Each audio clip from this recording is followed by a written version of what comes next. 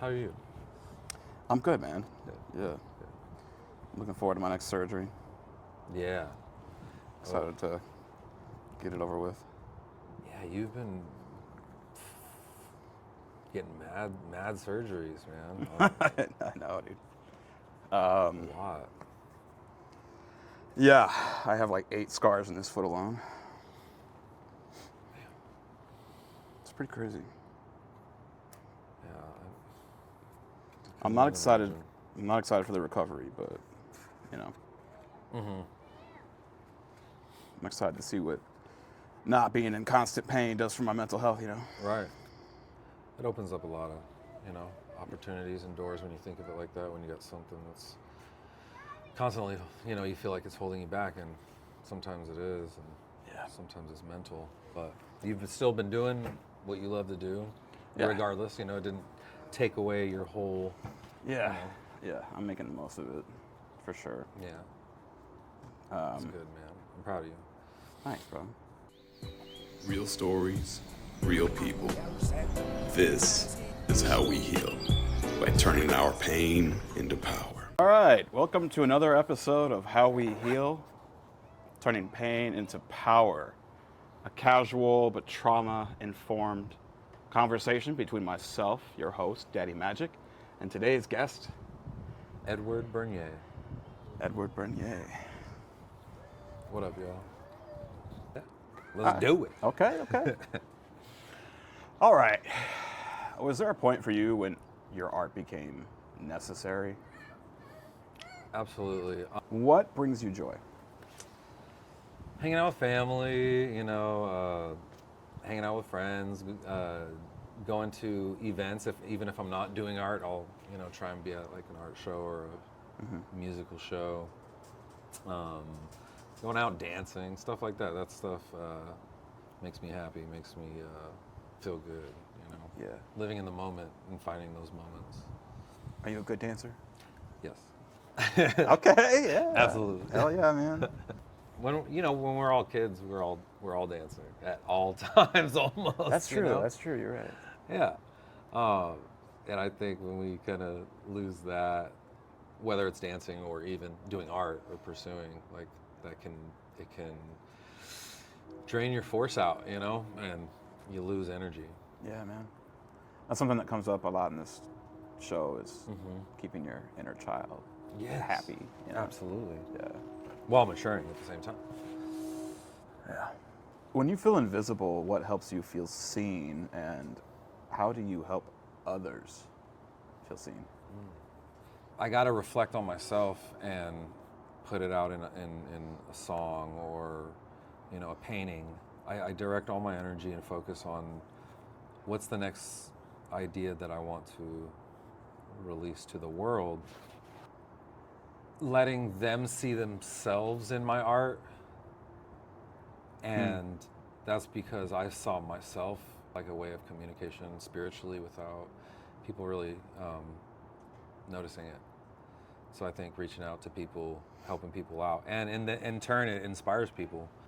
Our voice is out more when there's more people like you that are making music and doing interviews. Years ago, people that interviewed artists weren't like really artists, but now we got artists interviewing artists, and that's that's huge. That's a big thing. That'll probably progress us creatively in the future. I hope so, man. Yeah, much more. Because, I think, if you're just like a consumer of art, having all these avenues to explore your favorite artist, it's fucking cool. Yeah, it is. I love seeing my favorite artists doing weird stuff. It's not music. Yeah, absolutely. Because it shows the humanity in them, and that's what we can relate with. Exactly. We're just mirrors. We're just trying to see. There it is. There it is. The mirror. The mirror theory. Comes up a lot as well. All right. What do you hope people will learn from you? It's easy. It's just do what you love to do and just get better at it. Genuinely, if you're gonna, be an artist, if that's what you want to be, you know. Yeah. And even people who don't do art, figure a way to kind of work that in a little bit, just a little bit. Totally. You know? Yeah. I think art definitely saves the world, and it definitely helps with mental illness, and it definitely helps with even escaping the moment that does not feel too good and you can't really do much about. Totally. Art right there, you know. Even just like scribbling, Doodling. Sketches, do little sketches. That's look art. At photos and sketch a little bit. It's good for the mind. It's really good for the mind. It keeps me from smoking. Like when I was smoking cigarettes, I would just dive into the art, and I would smoke cigarettes pretty frequently, like pretty bad. And yeah, didn't we all? And I would notice myself like when I was deep into doing like a digital illustration of somebody or whatever, I would go like 2 hours without smoking a cigarette, and I'm just like, yes, that's cool, you know? Yeah. So it's actually, I went over to Ross's the other day. Nice. Had a little barbecue. It was fun. I saw one of his like MF Doom paintings, Yeah, right? yeah. And it's sick, right? But Ross said, he was like, I don't know how Edward does it, like for hours on end, to commit so much of yourself and your time to a painting, you know? Like, Shout out Raitsky. shout out Raitsky. Sorry for saying your legal name, bro. Love you, Dad. Yeah. It's practice. It's researching. It's looking at art pieces from all times of history, and I don't know. I nerd off like that, and like with producers, you know, you get it. You're looking for a sample. That's true. You know, you're going through every single type of genre of music, and you're hearing new stuff, and that's nerding out. You know, dedication. You know, as far as you just like to see it. You want to see it. You want to hear it. You want to hear everything. You want to see everything, because we have limited time on this earth, and we're trying to do everything we can. So I want to hear all the songs. I want to look at all the art, and that's just where I'm at. And I think that anybody can get there. Yeah, just practice. Just practice. Just Okay. practice. All right, bro. I could have just said practice. I'm sorry. No, it'd be a short episode if Yeah. you. I'm trying to go for 10 hours. Oh, you are? Yeah, right now. Okay, well then we might have to backtrack and you can just talk more. All right. How do you experience God? Oh, that's a good one. So I'll keep it nice. Okay. So to experience God is to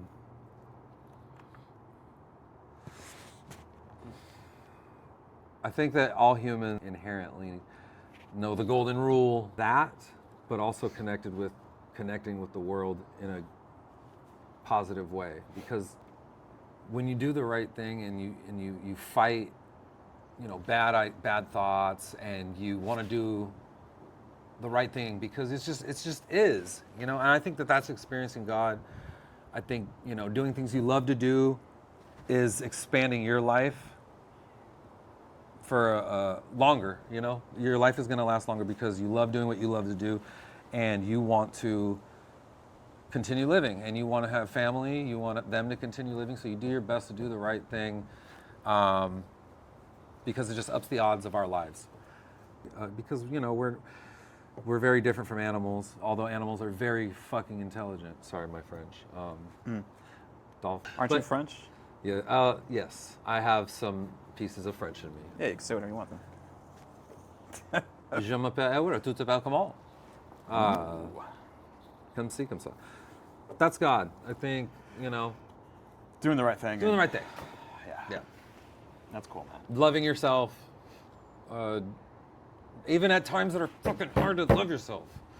You know, it fucking sucks. Like, oh, I don't like the way I think this sometimes. I beat myself up. You know, that's and it's fucking like, maybe it's just truth, you know. Truth hurts like a motherfucker, and we try to avoid it, but it's us, and it's in our fucking core, you know. I'm sorry for the F's, but Oh no, it's cool, man. People cuss all the time. yeah. I'll say it right now. Fuck. Whoa. I feel less alone now. Yeah, yeah. Thank you. Thank you. It's all about making the guest feel comfortable, you know? Right. And what about you? How do I experience God? Yes. Moments of silence and stillness. Just peace. Just peace. When I, do you ever meditate? When I sleep.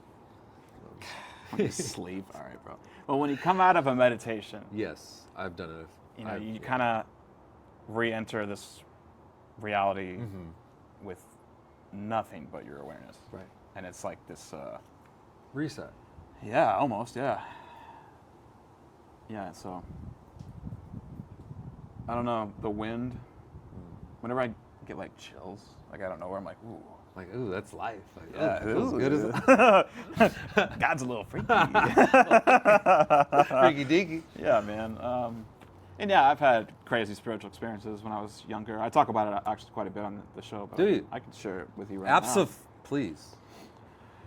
Okay, so where should I start? I'm so excited. Yeah, I'm okay. so excited. So I used to see like color, like I still see like energy, and yeah, I call it my spiritual team. They used to be very, very involved in my life. Spiritual team. I've seen like orbs, which I just call them angels, right? So I grew up Christian, so I kind of just apply those symbols to these things. Automatically. Yeah. People with wings. Well, yeah, I mean, the orbs, though, they're literal orbs, right? Like, yeah, I went to my mom one day when I was a kid, and I was like, I'm seeing color and, you know, hearing voices. And she took me to Celestial Awakenings in Hazeldale, Vancouver. Oh, okay. And a bunch of, like, spiritual practitioners worked there. But it's funny because it's like Christian spiritual or just spiritual?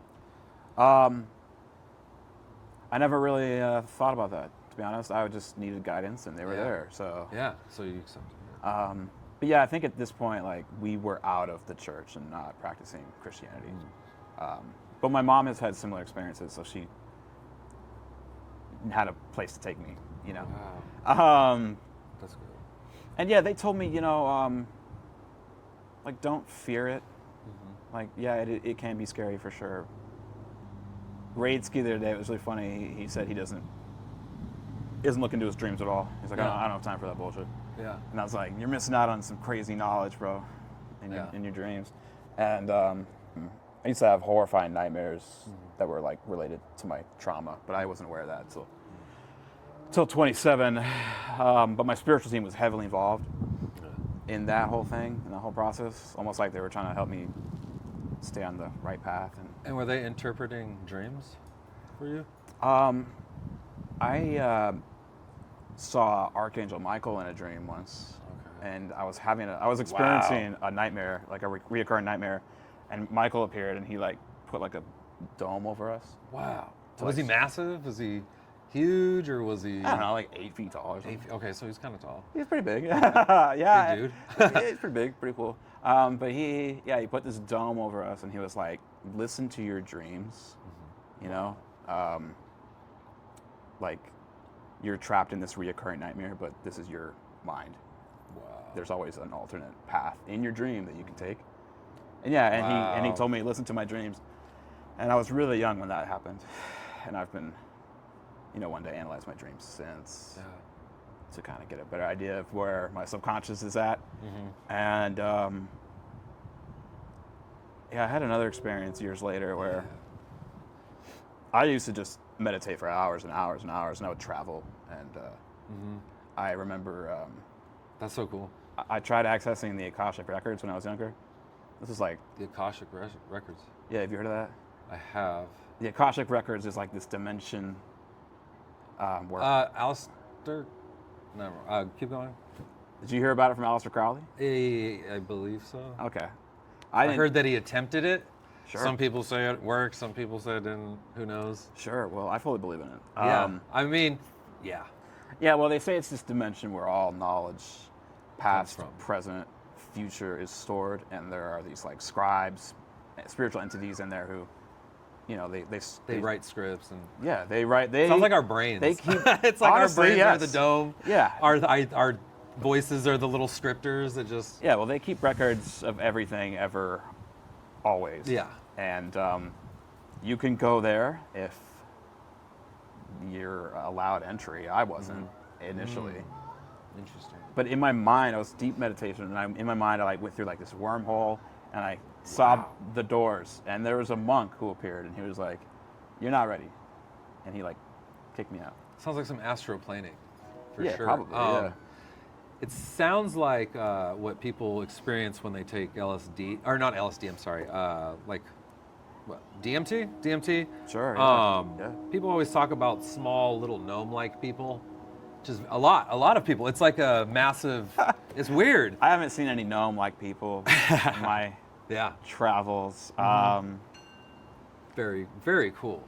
But yeah, I've But you also and do you still meditate, and do you have these super strong experiences like you did once before? less so, and I Less think so. that's intentional because I had another experience in high school. I was sitting alone in a dark room meditating, and this like orb appeared, and I got the feeling that it wanted me to follow it. So I followed it into another room, and there was like a tear in reality. Oh. And I Oh my looked gosh. through this tear, and it like, in my mind, I don't know, it took me somewhere. And I think this angel or whatever was trying to show me my past life self. Past life regressions. Because my past self was on a very similar path, but he didn't like overcome his sex trauma. He became a predator, and then killed himself. And so I think, I You think said this orb? yeah, Wow. yeah, That's wild. it is wild. Wow. Yeah, and I haven't talked about it for so many years, but it's been coming out more and more just through doing this show. And yeah, whatever. That's so interesting. But yeah, basically, I think my past life self, you know, he was assaulted at some point, and then he did a crime and went on the run, and you know, whatever God is, it like appeared as like a white light, and it was like, I love you, even if you don't love yourself. Right. And so my past self, he couldn't handle that. He killed himself. And so I think in this life, I'm doing a very similar thing. But my spiritual team has been so involved, especially early on. You know, I think they wanted me to. They're like, he can do this, but he needs some guidance. Right. Yeah. Wow. And this was during meditation. Not the orb stuff. I would just be chilling, and then it'd be like, oh shit, there's like an orb right in front of me, like as real as you are now. As real as Yeah. Yeah. actuality. Yeah. Yeah. And May I share an yeah, orb please. story with you? yeah. Sorry if I didn't mean it. If No, you yeah, have there's more. years of it, so Okay. go ahead. Yeah. Wow. Yeah. I had a dream one time that it felt real as could be. I was just sitting out in front of my house, and I kind of do this thing every night where not every night, but every other night, I'll go outside and I'll just look at the stars for like an hour. Yeah. And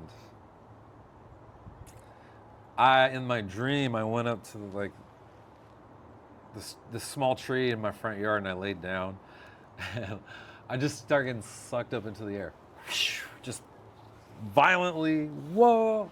Oh yeah. Trying to reach onto the trees, and I can't grab onto them. So I thought I died in my dream. It was weird to be in a dream and to think I died in my sleep, just to wake up again. You know, very wild. So around that time, me, my friend Antonio, my friend Lauren, me, my friend, I believe Monty was there, and King Laz was there. Anthony. And we were sitting out front of my house, and my friend Antonio was telling me about seeing a red light in the sky the night prior. And he's like, yeah, dude, last night I was outside of my house and I looked up in the air. And as he's telling me, as I looked up in the air, he's like, what the fuck is that? And I was like, shut up, because I'm underneath my roof. I can't see, but he can see up, into space. Yeah. Into the galaxy, to the universe. And I'm like, shut the fuck up, you're playing around. Because he's telling me a story about the night prior. He pulls me out from underneath the roof, and I'm looking at these trees that are in my yard, and I don't know, they're good, 80 feet up. For a split second, as I'm looking, it looks like two women in dresses dancing in the sky. All right.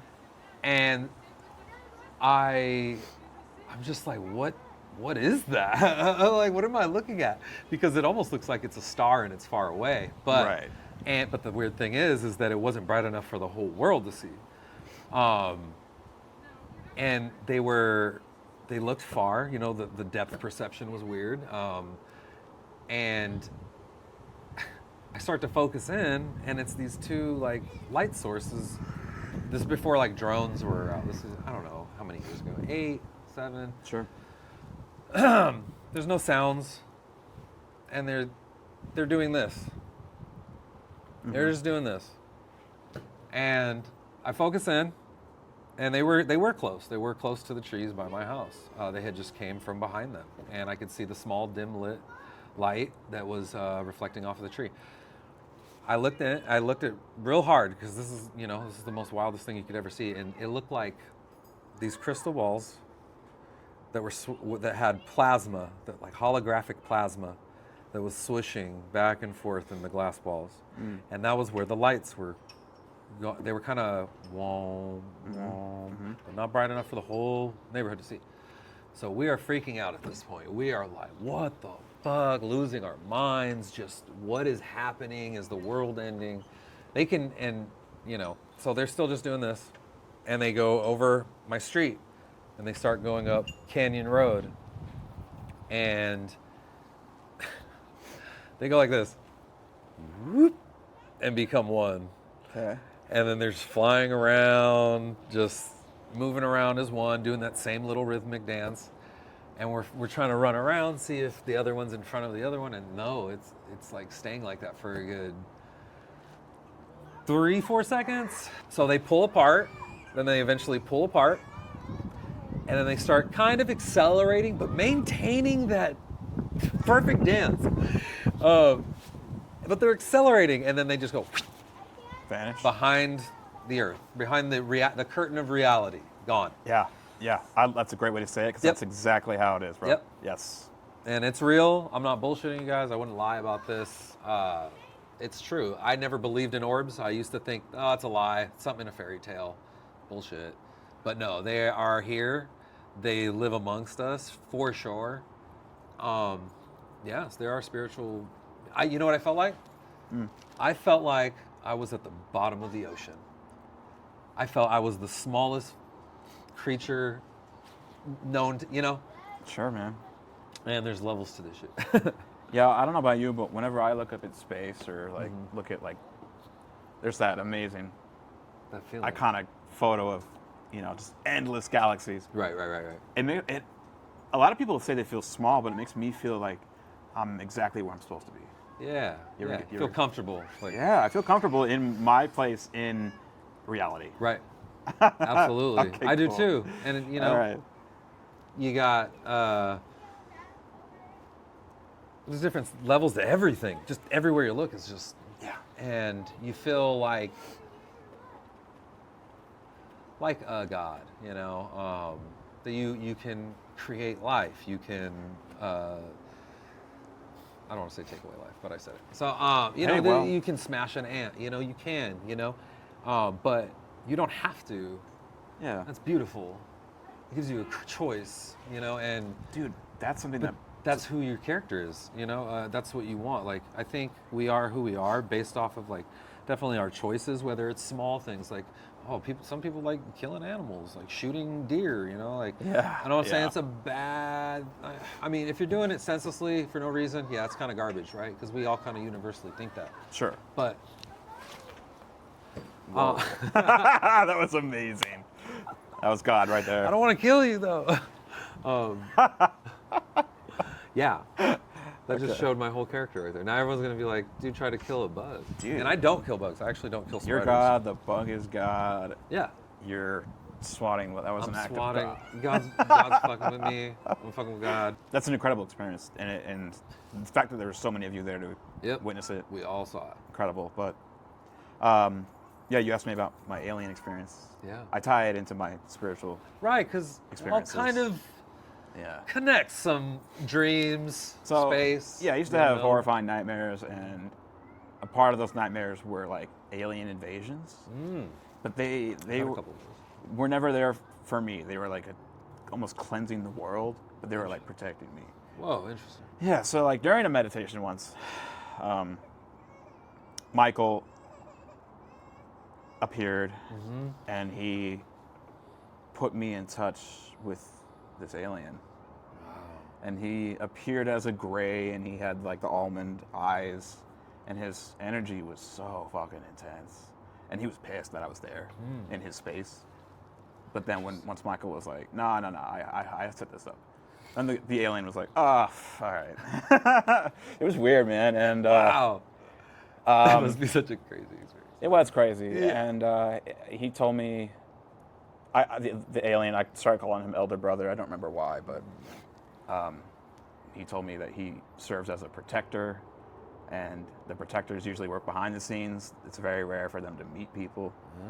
But he said he's been working as a protector for 10 galactic years. And if you look that up, it's like billions of years, bro. Numbers don't even. What are numbers? Sure. I mean, yeah. And he said some other things, but in like a different language, and no matter how, I couldn't ever figure out what language it was. So.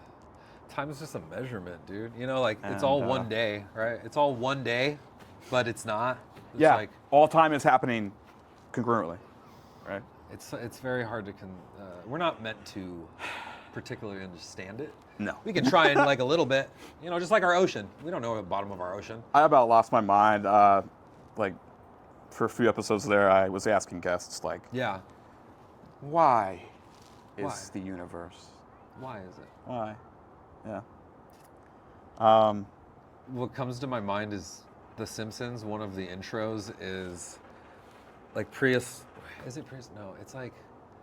It starts as the family, and then it starts expanding out, and then it all just comes back to like the inside Homer's head, So it's like a big loop.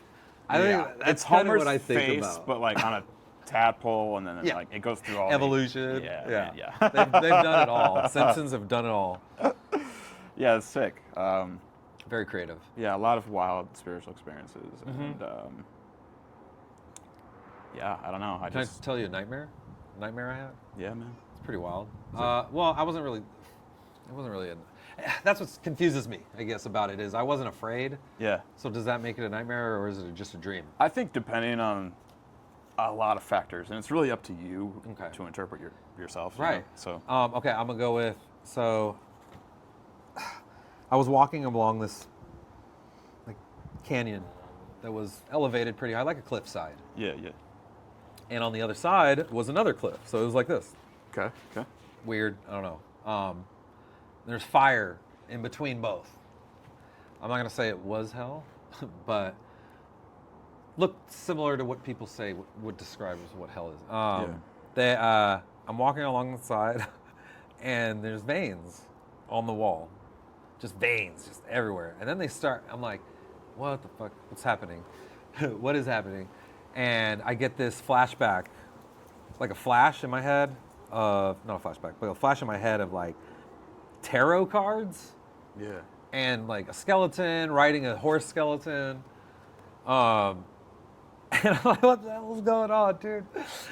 So I hear this voice that goes, "Oh, you're gonna meet the 9 faces of hell." So I was like, "Oh, shit, okay, I'm in hell." Crazy. So I'm like walking along it, and then there's like this woman that's like a Medusa, not in the sense of how everybody perceives it with the snakes coming out of her hair. She was like a snake woman, um, but she was attached to the wall by veins, and there was other monstrous characters as well, and as creepy and as profound and very vivid for me, I wasn't afraid, and I was more interested, and not as far as like becoming infatuated with hell or demonic things like that, but just more so ancient cultures and how they perceived evil and how they perceived good, and to gather all knowledge of all ancient cultures and to understand them all, I think is kind of important. We always shut each other out because, oh, it's not my belief, and if I believe in this, I'm gonna burn in hell. And it's like, I feel like I walked through hell so I can understand the way the earth is, and people, and dreams, and all this worldly, wildly stuff. Our minds, our souls, like everything connected in some way, somehow. It's a lot. We all have weird, like, spiritual experiences or mystical experiences, I've been learning. Yeah. And it seems the majority of us, at least who I've spoken to, believe in a universe existing to experience itself. Right. And also reincarnation. Right. Right. So it doesn't even matter, like, what your religion is. It's Yeah. like, we're all on the same plane. It doesn't matter. Like, Yeah, really, yeah. the ideas are just in our heads, But like this, are we the way we are because of our dreams, or are our dreams, the way they are because of what the earth has, and life and people have done to us, because trauma. A lot of trauma is started by other people. Yeah, like you get down on yourself, and that's what comes with it. But if everything, you're built in you grow up and you're raised in a good environment with good parents, and everything's safe and everything's good, which exists. It exists. Yeah. And, that's going to determine who you are as a person and how you look in yourself and how you attack things. Like, a father figure should teach a child, whether girl or boy, that you can overcome things at a young age. No matter what happens, things are going to happen. I think when you're blindsided by a crazy traumatic experience, and you don't know anything about it, it can change, or it'll set your life in a certain direction. Hopefully it's a good one. And hopefully along the way, while you're on this path, better things happen to avert those bad things that you're going to go down and possibly run into. Like when my brother had drowned, I could have went down. And it was a young age. He was like 3 and I was like 7. wow.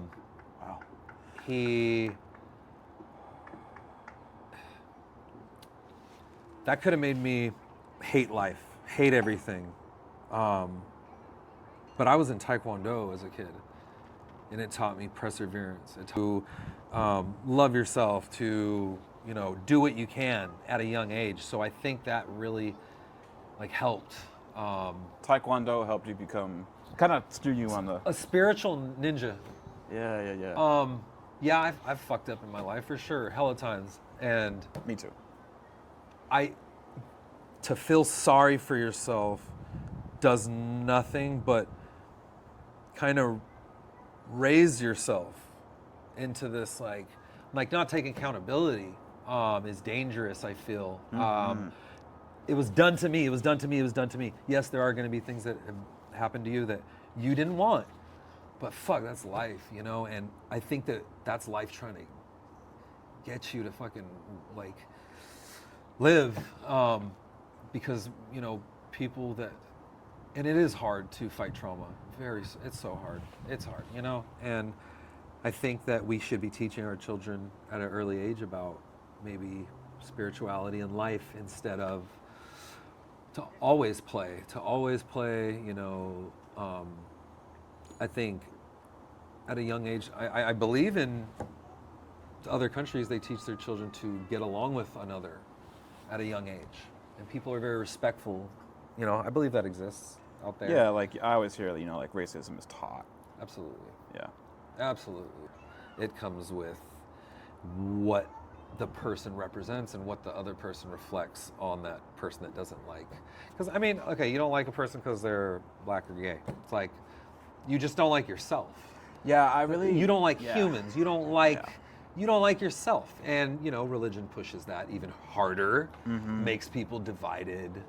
You get along with people because they're good people. You don't, how many opportunities, how many doors are shut because you didn't like someone because of a feature. Yeah. It doesn't make you shut the door on opportunities, friendship, love, protection. Homeless people. I treat homeless people fucking absolutely with respect, because when the world is apocalyptic, those are the people you're going to be wanting fucking friends with. Yeah, it's always the homeless people in the video games who have all the intel. Yeah. But I get what you're saying. Like, it doesn't make sense to judge you off your skin color, your stupid clothing, or your dumb hat. Like, yeah. Your character is what I should The way be you judging. yeah. The way you carry yourself and interact with people. Like, Absolutely. That should be the only thing. Absolutely. Absolutely. Your clothes aren't stupid, by the way. I was just kidding. I said I was going They to are make a in joke. somebody, in somebody's perspective, they're like, that's stupid. Why are you dressed like that? I'm just a human. Yo, the last MRI I got Yeah. for my left foot, I had zippers on my shorts. Yeah. And I was like, are these going to be a problem Uh-huh. to the technician? And she was like, no, but it does look bad. And I was just like, You're like- whoa. You're like, interesting. She's like, no, the MRI won't fuck with those, but your style's whack. I was like, fuck, okay, whatever. As when people do that kind of stuff, like, I'm like, whatever, nerd. It was funny, but kind of. Yeah.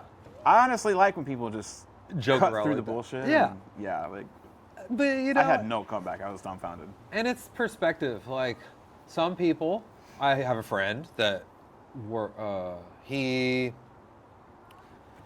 will take something that someone says and absolutely just, oh my God, like, I can't believe that happened. And I'm like, really? Like, it's really not that crazy, but it gets him going. And, I don't know if it's mental, if it's just the way he was brought up. Sure. But some people are like that. And that, I want to find responsibility in myself to where I want to be super careful with what I say to people. I just like to be respectful and kind. And I don't want to but even then, dude, I try my best to, get along with everybody. But I'll still be able to say something to somebody that they perceive it as like, oh, fuck, dude. Like, Yeah, that happened to us recently. yeah, yeah. And, I'm not a person to cut off things because of something like that. That's important because you perceive things differently, and I have to understand that that's how the world is. But I still want to talk, and obviously we're hanging out now. We're doing the interview. I wanted to do the interview the whole entire time. Yeah, well, see, I perceived your cautionary advice as used as a slight, Right. and that obviously wasn't the thing. I just had my own whatever bullshit going on and took it personally. Yeah. So, and I'm glad I reached back out. Thank you. No, and thank you. I knew you would have because we get along. We get along. Yeah, you're like family. We get mad along. But I would never want anybody. I don't want to offend literally nobody. Nobody. Why? What's the point? I want to get along with fucking everybody, but not everybody is seeing I'm not gonna say everyone's bad, but I don't want to see everybody That just lost me. What did I say? Sometimes, like, What did I say? it doesn't matter. Maybe it did. Sorry. Doesn't matter? I don't know. Maybe not. All It'll right. come. It'll come back to me. Sure. It'll come back to me. I had a moment with Tone after his interview where, Shout out Towns. Tone, what's up, bro? Love you, door. He called me out, and at first I was a little hurt, but I didn't like react. I sat with it, and he was right. He said I was being pretentious because What up? I forget what I said exactly, but basically it was like I told him like I've been kind of selective about my guests because Absolutely. I want Protect your spirit. yeah, exactly. I want to walk away from interviews feeling nourished, Yeah. and having learned something. Yes. Yeah. Absolutely. And I told Tone this, and he thought I was like gatekeeping healing, or like acting as like I get to decide how healed you are, and if you're not up to my level of being healed, then you're not a guest for the show. But Interesting. and I did tell him like, yeah, I went into his interview expecting something. I don't know what, but yeah, and he called me out, and I'm glad he did. And now I don't expect anything when I go into these conversations. Like I just want to hear what you And have that's to cool. say. That's Yeah. awesome. Yeah. You yeah, know? Yeah. Because that provides you with a longer time to do this, and to spread and learn more and more. Isn't that what we want to do? Is just learn and and make the world a better place and make people feel less alone. I think it all comes down to being alone, man. I think that's what it is. I think that we're meant to be around people, and it's hard to be around people too, like your own family members. Oh my God, some of them will do unspeakable things, and that's just terrible. But that's the thing, that it didn't need to happen. There might have been something in the past, and that's what they usually say about people that are SA'd, is usually it's by someone who was SA'd too. So it's God Yeah, man. damn it. And we can stop those chains from happening. We absolutely, it's possible, right? Everybody can stop. The generational cycles. That's what I've been doing. Generational cycles. Yeah, absolutely. Man. And it's hard fucking work. Yes, it is. Because you're trying to go against like your own being, not DNA. I don't want to say DNA, because things like that happen during your life. Yeah. You're not born that way. You weren't born. And some people, I feel bad for people because some people think it's their fault that they were abused, man. And that's so dangerous, and that's the worst part. Self-hatred is nobody deserves that. That's Nobody deserves it. no. There's so many awful feelings that come with that specific Millions. trauma, and That are every day. I experienced all of them. Yep. Yeah. You gotta face yourself, because that's all you got. Family and friends help, but they can't make you They can't see as live your life. Like, deeply into that reflection. Yeah. it's all about the mind. It really is. It's perception and how we view things and who we allow to influence us. Friends that are not good for us. Yeah. And you're right. No, I think that, I wouldn't want a person that's a negative person, or that kind of doesn't bring something to what I'm trying to do. Yeah. I wouldn't want them on my show.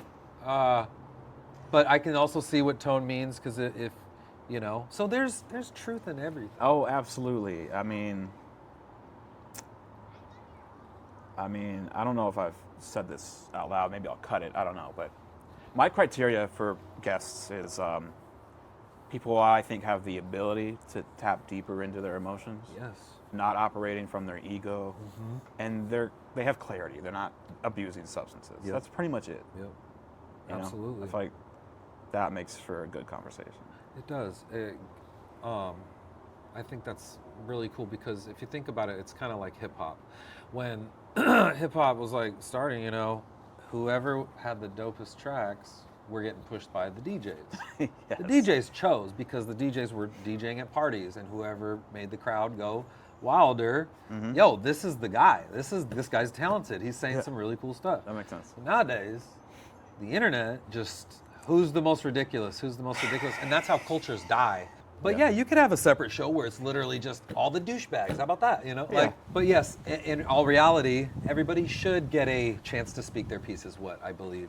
Oh, totally. You know, absolutely. But just not with me. But again, yeah, like I am not your therapist. Right. I'm not your therapist. Right.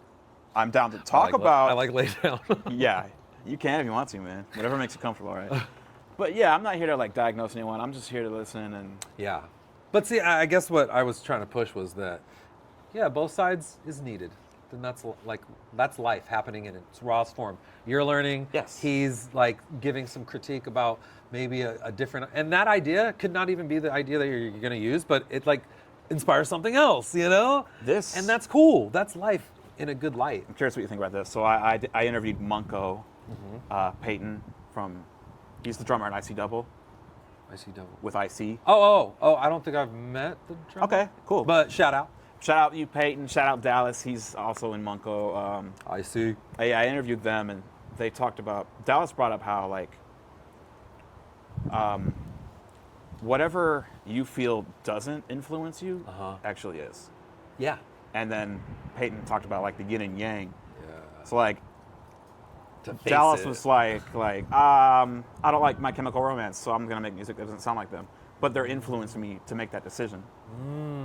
Yeah, I thought that was brilliant. Cool. That's cool. In the moment, I didn't get it at all, I'll admit, but I've thought about it since. And that's why people say, like, it's bad to hate. You know, it's like, oh, I hate Drake, but, you know, and I hate Drake.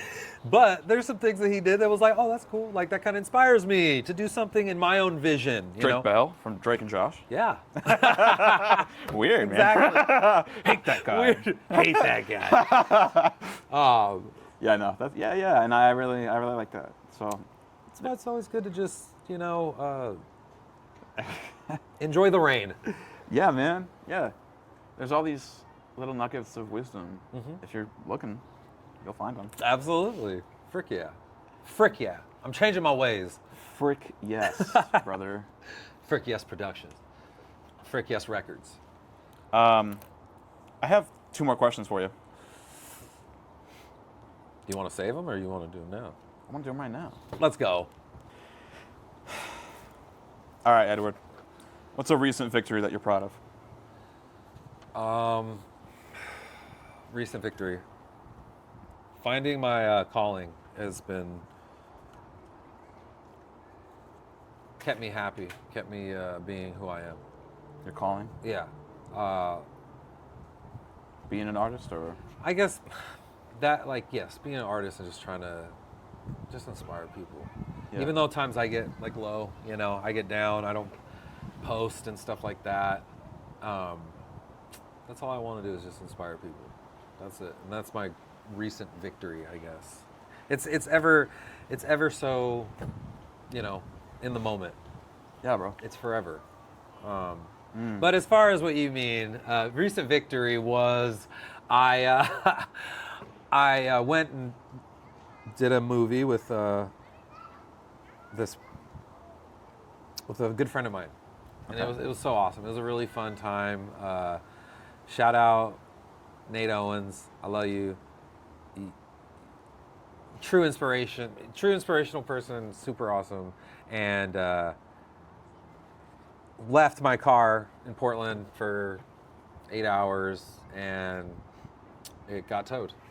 Oh, it was awesome. You're proud of that? No, but I'm proud that I was able to get it out the next day. Oh, that is good, man. Plus a ticket, so it was great. It was a good victory. It tested who I was. If I could have flown off the handle. Sure. How did you react? I pulled out $300 out of my Fuck yeah, dude. pocket and had to pay those. Isn't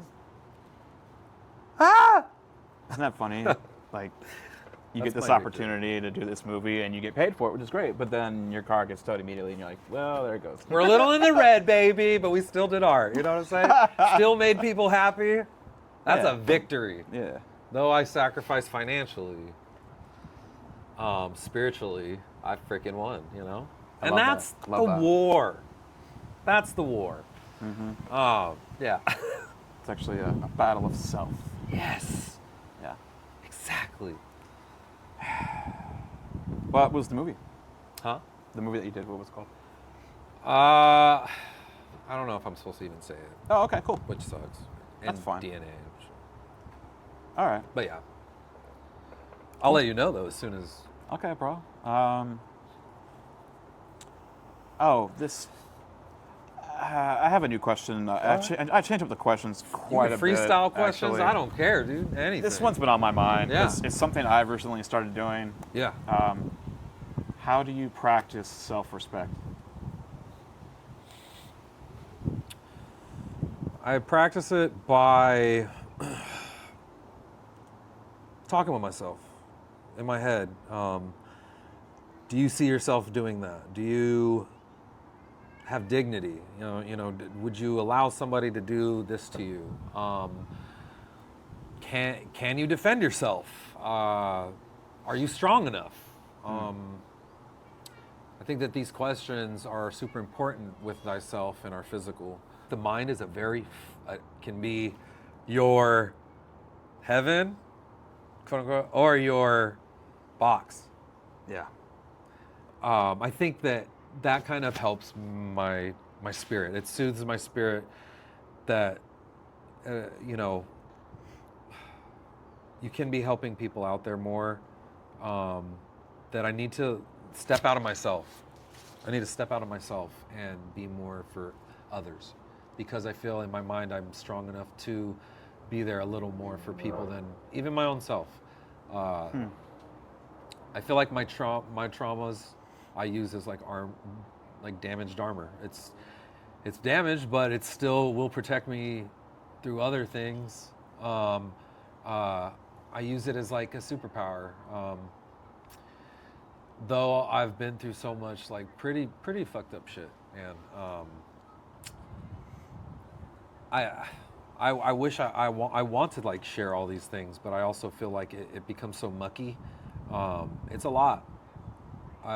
Death has been around me for since, oh my God, 5 years old. I grew up in a adult foster care home, where old people. My mother had a adult foster care home when we lived there, and we took care of elderly people, and they would pass. I walked into the bathroom this one time, and no shit, this lady would in the middle of the night go and wash her hands, and she passed away standing up, looking in the mirror. Oh, that is haunting. Yeah, and I guess it didn't frighten me, because I don't know, maybe at like an early age I was just like, well, maybe that's just how it is, and I don't know what that does to a person, really. I just am the way I am, and I've had a lot of people throughout, since 5 years old, like just leave a lot throughout years. And my brother is the biggest example of that. When he was 3, he had drowned, this is a very morbid story, I'm sorry, but there's good to it, I promise. My brother drowned when we had gotten a new home, and in the pool, and we had a babysitter who lost track of him. We were looking for him everywhere, couldn't find him until it was too late, I remember I was in the living room, and the door was open, sliding glass door open, and my father comes in with my brother all wet, and my brother's blue. He's on my father puts him down. My mom, I'll never forget the scream. It was the most blood, gut-wrenching scream I've ever heard in my life that I'll never forget. My mother, and giving him mouth to mouth. My cousin was there, and it was just a nightmare. And ambulance came, picked him up, took him to the hospital. We were pretty sure he was gone, but no, the hospital was actually the doctors were able to bring him back. But they had told us, he's not going to be the same. He's going to need a feeding tube, a tracheotomy. His limbs are going to be contorted to where they're stretched. His feet, all that. He won't be able to talk because he was a baby when it happened. I mean, and even then, Wow. you know. Yeah, so he lived. We didn't put him into a facility because we felt, look, we take care of people. We'll learn how to take care of somebody, you know, that's in that condition. So we did. He lived to 21. And in those times, you know, we didn't want to take his life. Like, no matter what, we were like, no, we're not going to take his life. Nah, not up to us. We'll take care of him until he passes. Was he Until he's gone. Huh? Was he able to communicate? No. No, not at all. No. Okay. Just his eyes would move. Okay. So his eyes would move. And this is what changed my life. Like, this has put me on my own path of what happened to my brother, right? The way I look at things is all comes back to my brother, really. And he would smile.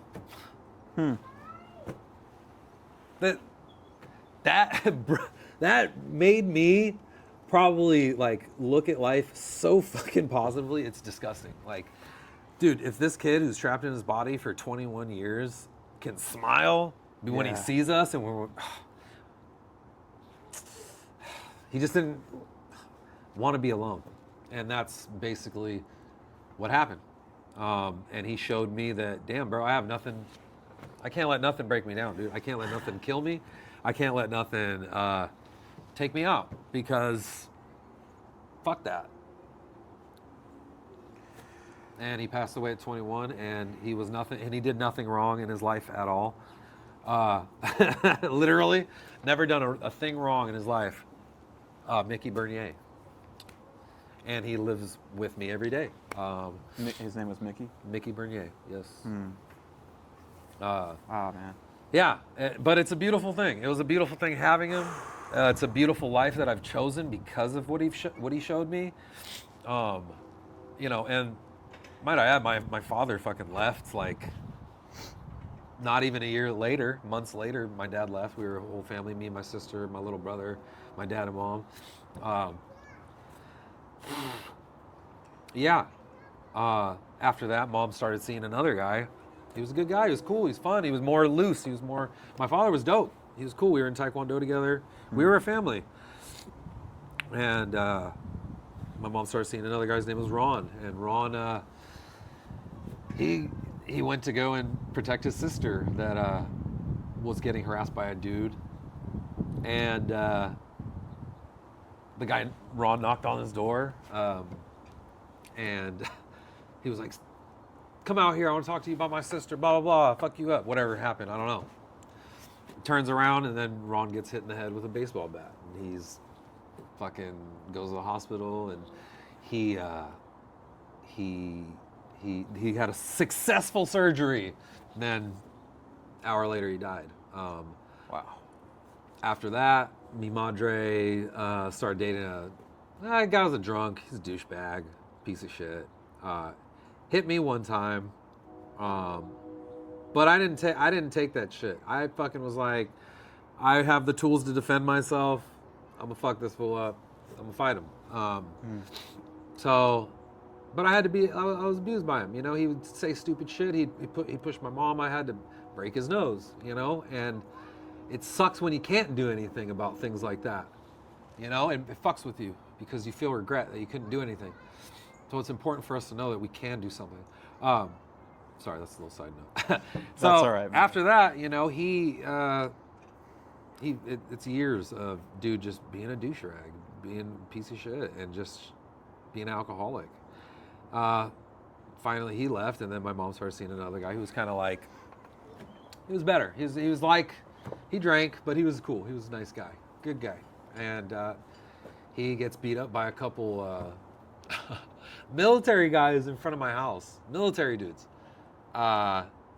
He gets this pumpkin head. He gets this fat head of all the damage they did to him. Oh.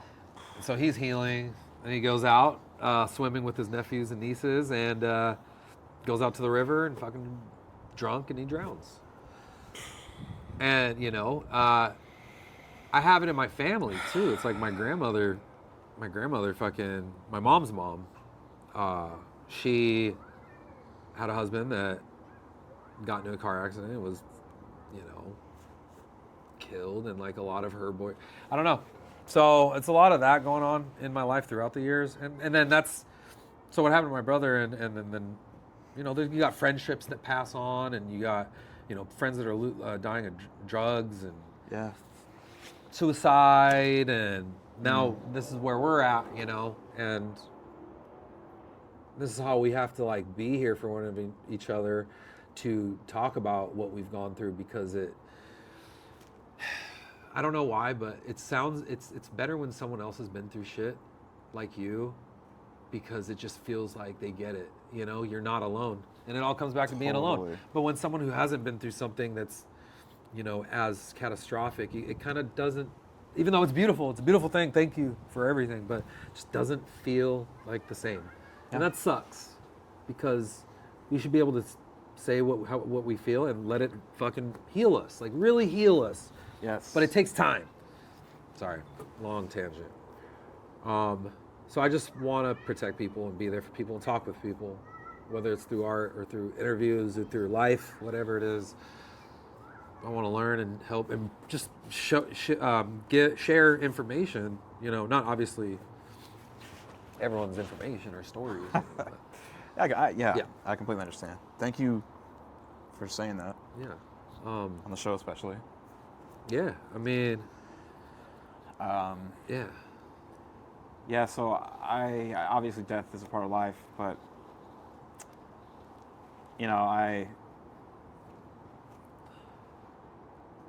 I have only experienced it with my elderly grandparents and then Anthony.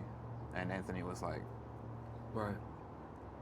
obviously that hit me in a way more profound way than my grandparents dying. I can feel it on you.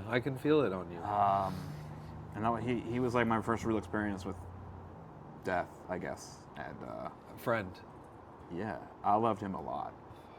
And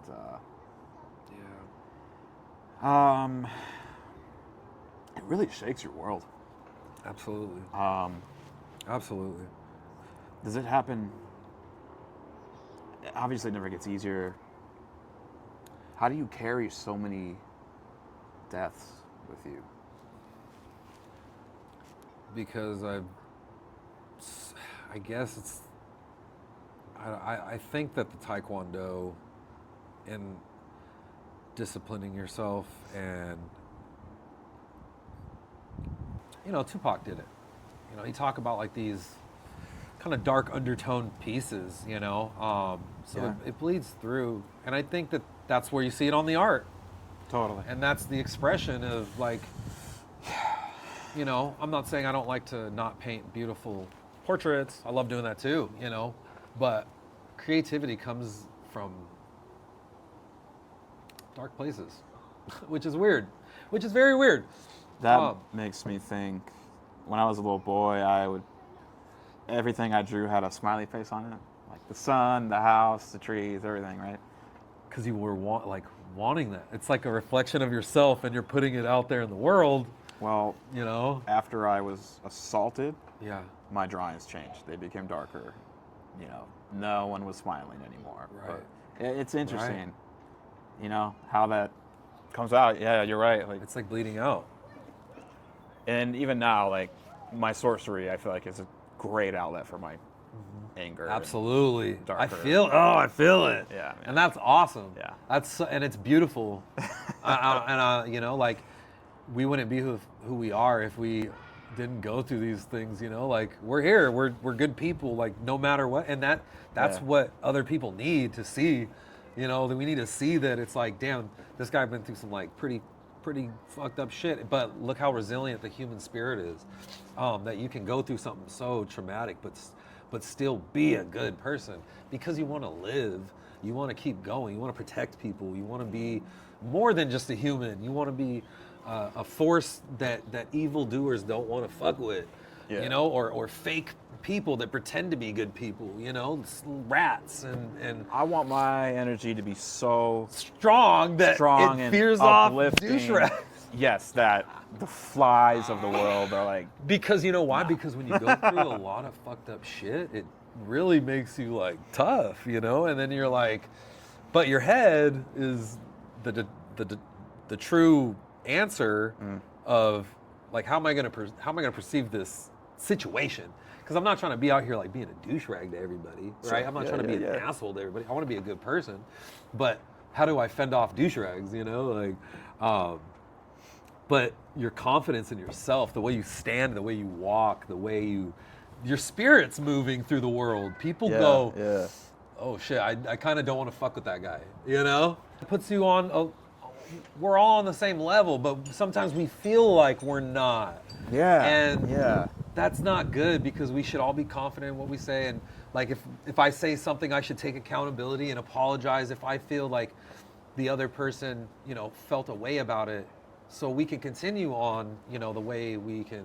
spread message of goodness and you know, use each other's platforms and art to get that out to more people, that like, yo, it's how you carry yourself, it's how you see yourself. And yes, I even see myself sometimes as like, oh man, like, come on, you could be doing better.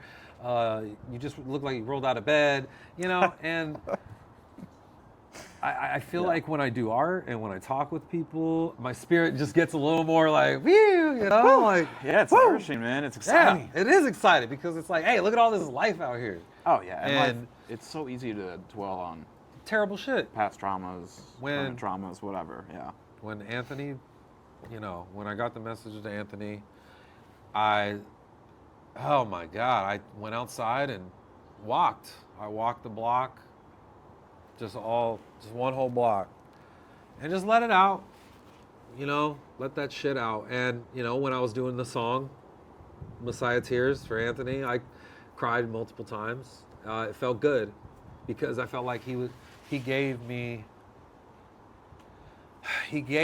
what I do today. Like, the reason why I do music is because of Anthony.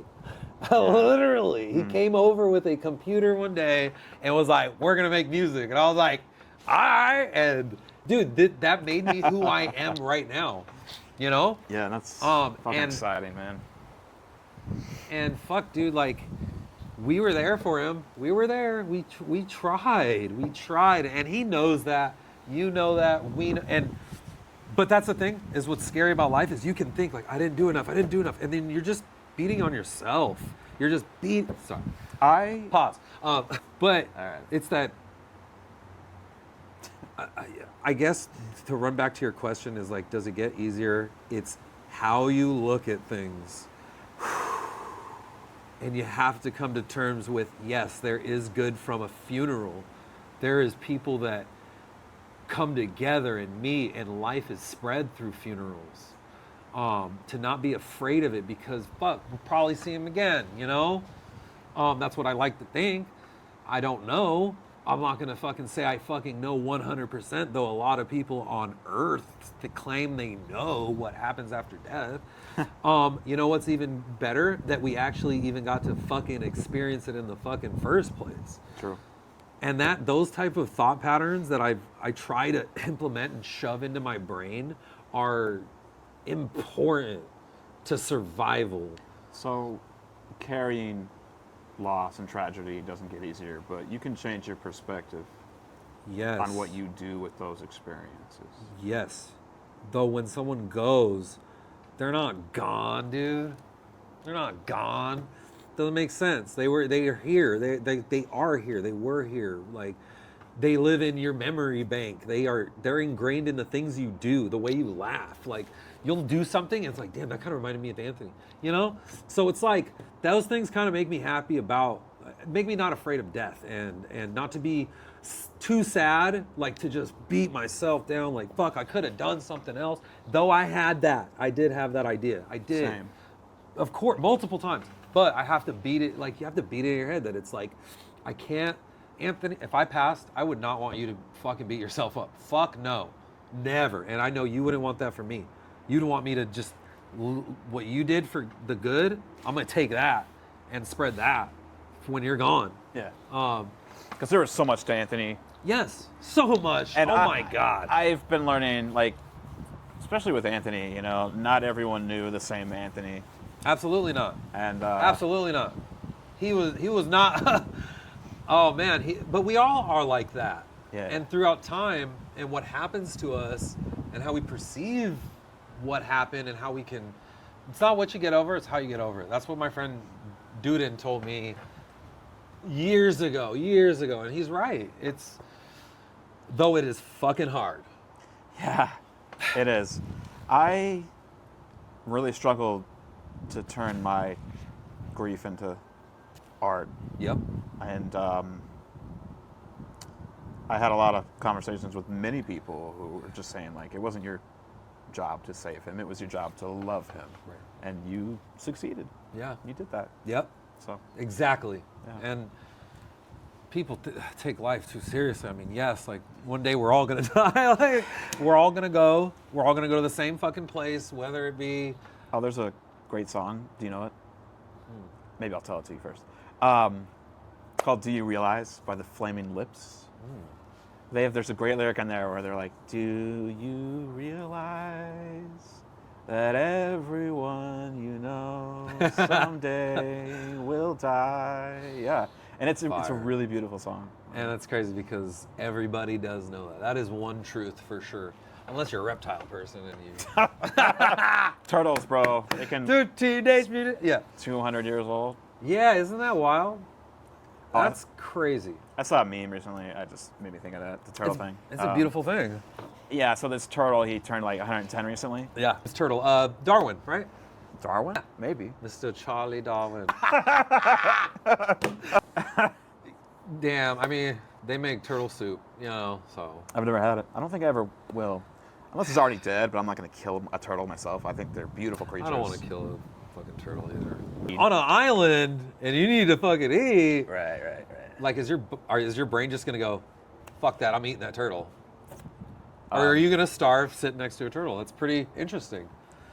Like, can somebody actually, like, go, I'm not gonna eat it, I'm just gonna die, fuck it. There have been survival stories. Uh-huh. I love listening to that shit. Oh, yeah. Because it's like, the people who survive, obviously, it's very inspiring. But yeah, there will be moments in these stories where they're like starving to death, but their only company is like this animal, and they don't want to kill it, and yeah. A dog will eat you, though.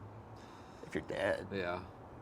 At least they wait, They wait. That's respect to my dogs. My dead Oh, dogs. my dead doggies. Yep. I love that. I know that's a really heavy topic for you, so I'm really grateful that you shared it on my show. That It's means a easier, lot, man. yeah, and it's easier for me to talk about it with people who care and want to get better. That makes it easy for me, Yeah. Um, I wish I could have met him, your brother. he's great. Yeah. He's great. Mickey. Yeah. And that's something, again, like being able to smile through tragedy or what you perceive as Right. a horrible situation. Yeah. Like, I don't know, man. I just couldn't forget it. Like, my brain just was like, clicked. No, you can do it. You can do it. You can be a good person and live long and try to make the world a little bit better. And now when I think of Anthony, it's not his worst moments. It's him laughing, smiling, him going, Oh. yeah, bro. Yeah. Yeah. But man, grief is tough, man. It is tough, man. It is. And you saying that was your first friend that passed? Yeah.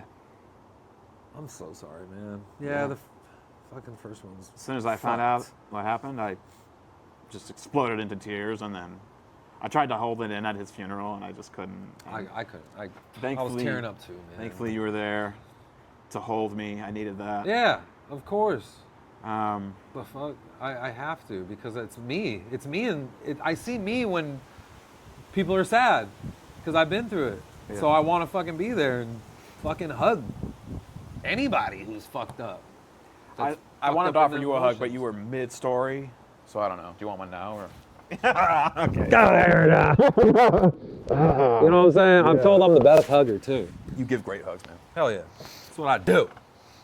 Though hugs are physical, the spirit is, what's the difference between our spirits really? What is it really, What is it? That's one thing Nothing. I was peeing the other day, and because when you die, Yeah. you just instantly void your bowels and empty Shit your yourself. bladder. Yeah, Piss yourself, shit yourself. yeah, that's so weird. It's So there is something inside of really- us powering holding that shit, this yeah. thing. Yeah. constantly holding it in. Creepy, man. It is creepy. It's cool though. It You know, is. it's Yeah. for us to survive. It's by design. I'm not atheist.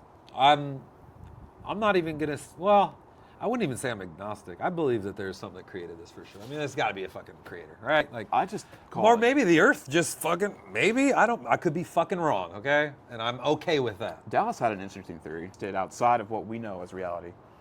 Big Banged himself, sacrificed itself, to create what we know as reality. It's almost like a mix between like Big Bang and sacrifice, which is a star killing itself for other life. Yeah. And you know what? Those type of things, like sacrifices, do happen every day. You know, whether it's like a part of the galactic DNA is sacrifice so other things can Something form. literally fucking explodes. Right. And it's chaotic and horrible, but Yeah. it grows into. You know what? You want to hear my theory about? Oh yeah, definitely. Okay.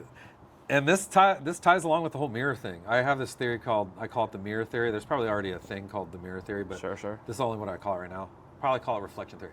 Anyway, Okay, all right. and it's so fucking in front of our face, it's ridiculous. Okay, so Okay. water, and I'll start it off here. I'll make it mysterious. Water, okay, when you're in a pool and you push the water, right? Yeah. There's vortexes around your fingers, right? As you push, there's like a reverse thing going on. Yeah. Okay. Yeah. And I started noticing that everything is almost in some reverse type of way. Everything. It's kind of weird. So when you push water and the water goes around your fingers like a vortex, when you blow smoke out in the air, it does the same thing. You push and there's the swirls of the air. So water and air are much more connected than we think. It's almost like a reflection of itself, but different. The sun and the moon. It's a fucking ball of light, and then one's like physical. It's like a fucking, well, maybe it's a hologram. Either way, they look like each other, but just different traits, right? Right. Okay, female and male. Uh-huh. They look the same, but we're fucking different. We have different traits, whatever. So, I think that the sun and the moon actually gave birth to the earth. I think the sun had shot some type of flare, some type of rock, some type of something out into when it encountered a moon. And I think that it cooled it down, and I think that the sun and the moon are definitely needed for this earth to survive as the child. And I think that we are products of the duality of the sun and the moon. I think that the moon does have put its own attributes onto the earth, and the sun does that to the earth as well, obviously, if that's where it came from. And everything around us is built of that. And it is true that the universe, or we are part of the universe experiencing itself through this connection. That's my reflection theory. So my grandmother was Persian, and this is what kind of led me down a long path of religion and all that stuff. I went to St. Mary's of the Valley as a child in Beaverton. There's a green dome at the top of it. I'm sure a lot of people know about it. Fun fact, at the top of the dome, that's where all the nuns knit.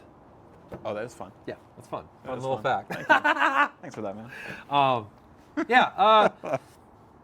So, in our books, science books, there's little Jesus hanging out, and you're like, okay, Jesus, heck yeah, I believe in Jesus. That's my dude. Then you start to get older, and then you start questioning things.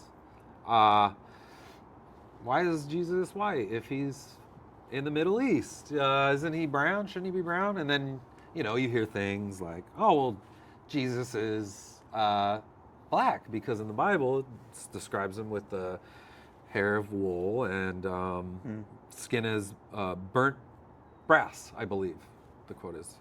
Sure. So then you start to believe in that, and now you're just kind of like, okay, wait, hold on. Like, is this even real? Is this even real? Am I supposed to live my whole life based off of this story?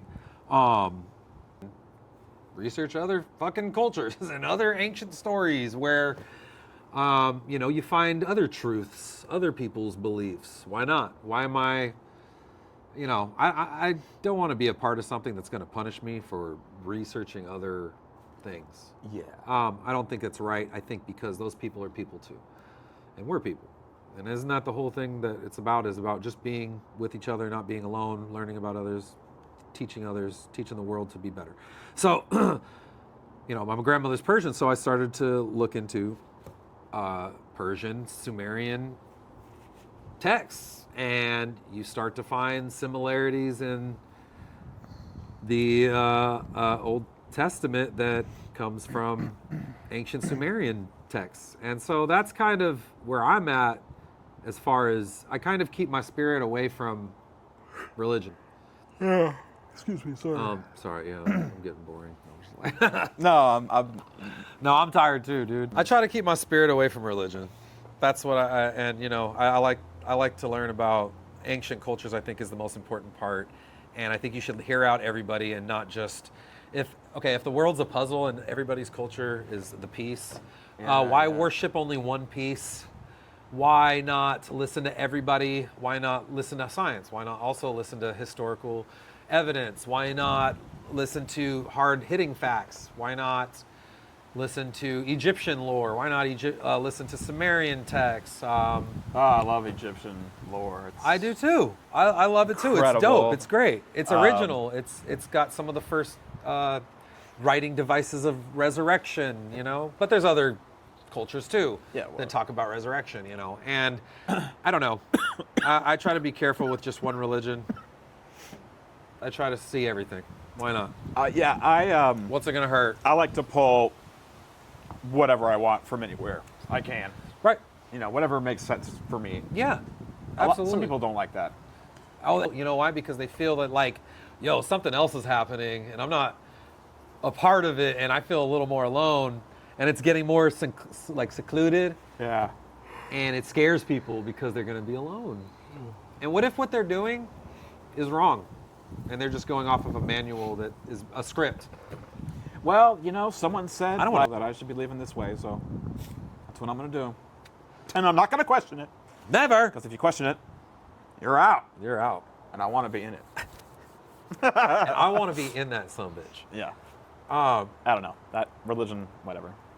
Yeah, but it's kind of wild that it's boring to talk about, and it's but fuck, dude, that religion has been conquering. Baked an apple pie, and he was like, at the cellular level, that whole block is tainted with Done. mold. Yeah. So even though the parts that don't look moldy, you shouldn't eat it anyway. Yeah. But you can do whatever you want. You can't eat that shrimp. You're going to hell. It's dangerous to the world.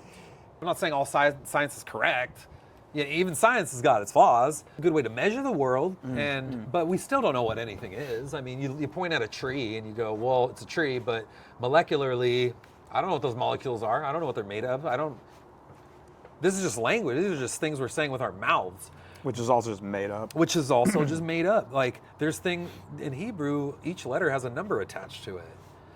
And they do mathematics. So what is that about? That's wild. The sacred numbers or sacred geometry. Sacred geometry, and those things are important because if you're good at geometry, you're good at science, you can manipulate people, you can maybe even open up a fucking time traveling wormhole, but some people know something. Isn't that some kind of alchemy that you put things together on the earth from the earth to fucking make something? Oh no, man. I don't know either. I'm just saying things. It It would throw shit everywhere. Yeah, see? Wasn't worth it. See, and that's I've human. never thrown my shit anywhere. Life is fun.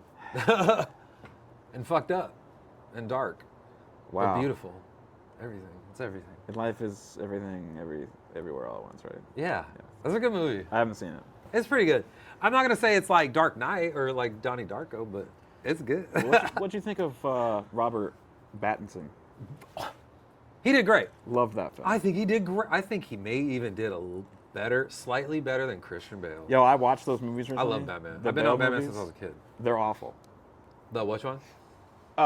Christian Bale Batman. They're fun. They're good, right? They're fun. They're good. But I feel like But Christian's Bruce Wayne is his it the Bruce perfect Wayne, Bruce Wayne is essentially Patrick Bateman. kind of is Yeah. like a milder There's Patrick Bateman. there's a moment in the first movie where like, Batman does something just totally reckless, and he gets back to the Batcave, and Alfred's like, "Yeah, it's a miracle that no one died," and Bruce Wayne was just like, "Oh, He's like, yeah, didn't even think of that." right. Yeah. The first movie. Yeah, and then he kills Ra's al Ghul. He's Ra's like, al I don't Ghul's have to. immortal, I don't have though. to save you. Yeah. That's the loophole. Oh, I can let that's the you. loophole, I babe. can let you die. I'll just look cool as fuck as I let you die. Yeah. Which did look pretty cool. right Probably now. happens more than we know. More than we know. Fuck, I want to fight. Like the French Revolution. Like, Oof. Europe- Those fools know how to riot. Europe's a lot smaller. America's giant, fucking enormous. Like You're absolutely right. some states are as big as some countries. We're secluded. Yeah, it's harder for us to. Band together. Yeah. But it's too comfortable because some people are comfortable and some people are in fucked up situations, and the people that are comfortable are like, oh. Even the spiritual rulers of this country, like they want to kill you, and you're lost in Portland and you need a fucking ride, like I'll let that shit slide because I don't do that shit, and he don't do it to me. Yeah, I don't like that. We have friends that we do it to. But I've cut out people that have done worse things because I felt that was more important. I had friends that would come to that I was friends with since fourth grade. We were little kids playing basketball on the court, and I was doing an art show. One of them went into the bathroom, tagged the bathroom. Fucking, we got caught. We didn't get in trouble. We got let off really lucky. And I said, "Fuck you. I don't want nothing. You're ruining my opportunities in life. You're going off the handle. You're using too much coke. And I was a person that never did yo-yo. I never did it ever in my life. And I remember the day I had two friends that came out into the door, and they were like, "Hey, you want to go get fucked up? Want to go get drunk?"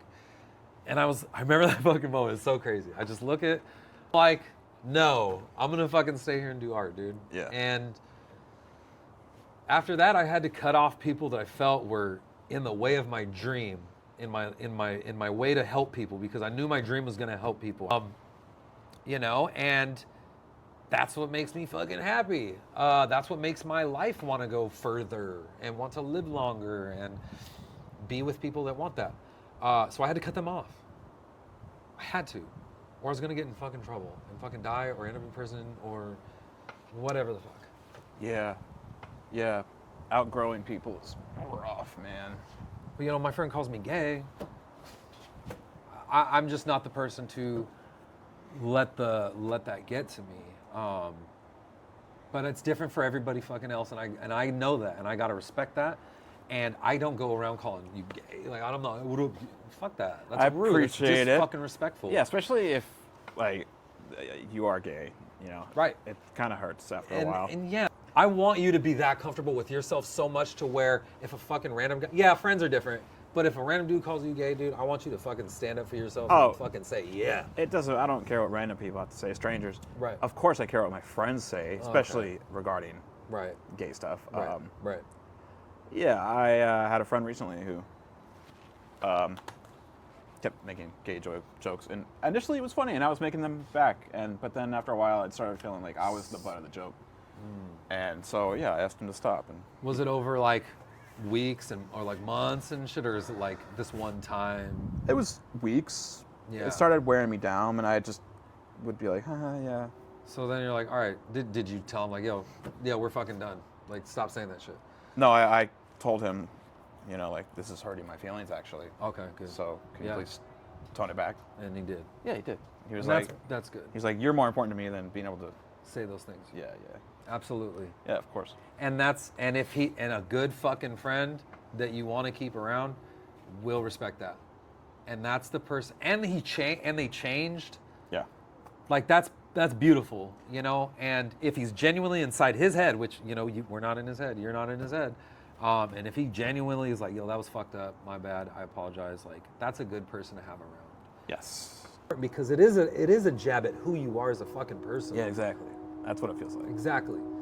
Like the way I move, some people would equate that to being like female, I guess, like more flamboyant. I don't know, but I'm not like, but I don't want to walk around like, oh, I'm gonna beat up every motherfucker in this and I'm gonna eat steak and I'm gonna shoot guns. Like I don't need to be all that. I'm trying to be like the center, and find, because we gotta be caring. If I go and kill bugs, I'm just like I'm a piece of shit. I don't give a fuck about anything. I think that says a lot about people. I'm gonna go shoot a coyote in the face because it's, I don't know, survival and who we are start to conflict. And yeah, I do have a friend. He's actually a childhood friend. I went over to his house recently for dinner, just to reconnect. It's been years, right? But he is exactly, and those. Oh my god! Because I don't do all that manly shit, but. I mean, I've shot a couple guns. You know what I'm saying? Same, I fucking used to. I love steak. I love fucking. I guess that's mad. But I don't want to be that. I want to be something that's like we're way too worldly, complex and nuanced creatures to. Yeah. Just be so rigid. Like I like singing The Weeknd. Like does that make me? We gotta go. It's pretty gay, bro. No, I'm kidding. That fool inspires me to sing. I do have to stand up though. My ass is killing me. Get it.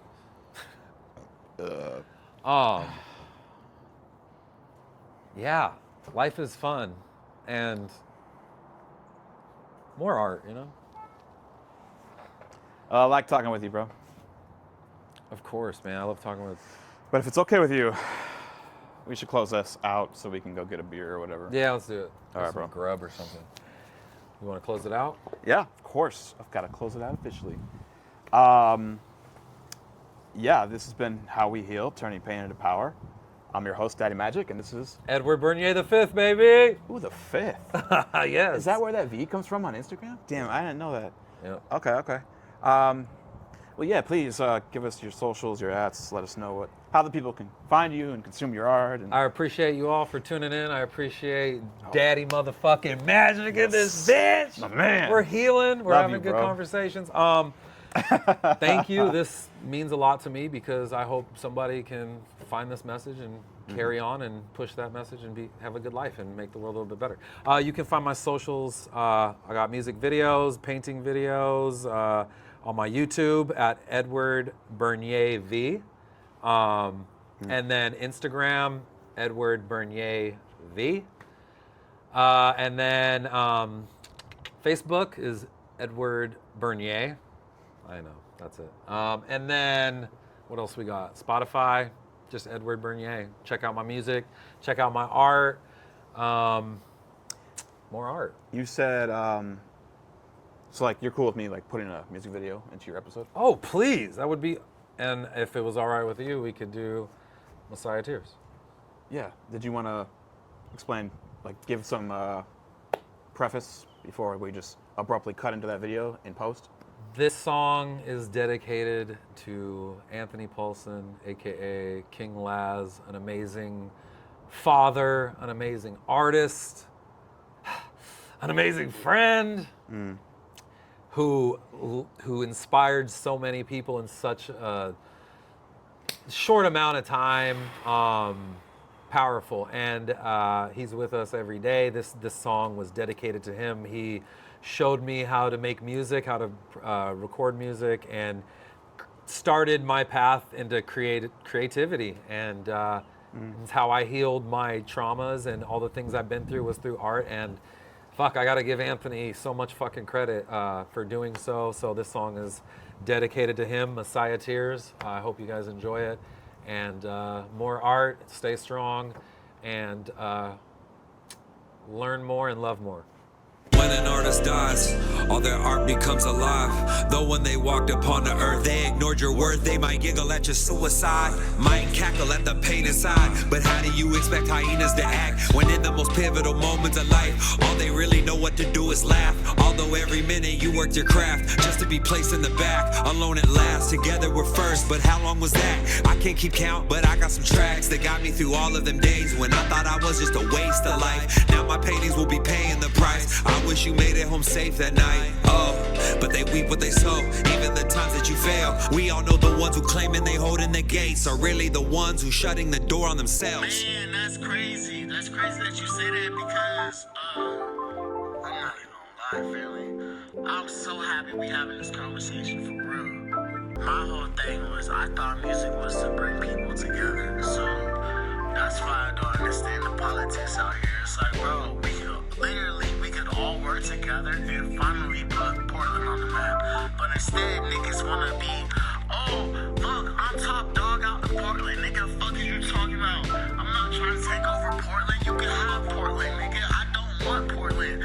I want everything else. Bro, I've literally been trying to build people up here, bro. Like, you don't understand what I've been doing, nigga. Like, I've literally been fucking on a whole mission since I got out of jail, bro, and it's been fucked. Man, for real, out of everybody, you the only nigga that I see that truly stuck to your fucking love and ran with it, bro. You know what I'm saying? And I commend the fuck out of you for that, bro.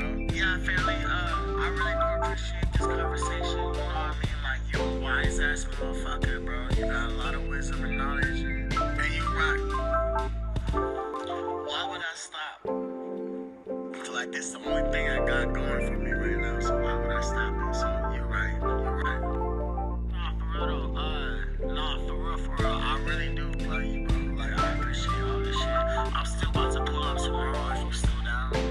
Yeah, but I'ma see you tomorrow, family.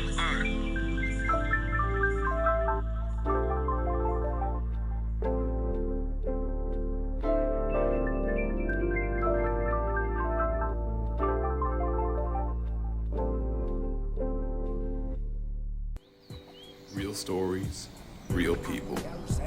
This is how we heal, by turning our pain into power. Beautiful, bro. Beautiful fucking ending. Thanks again, man. I appreciate you so fucking much.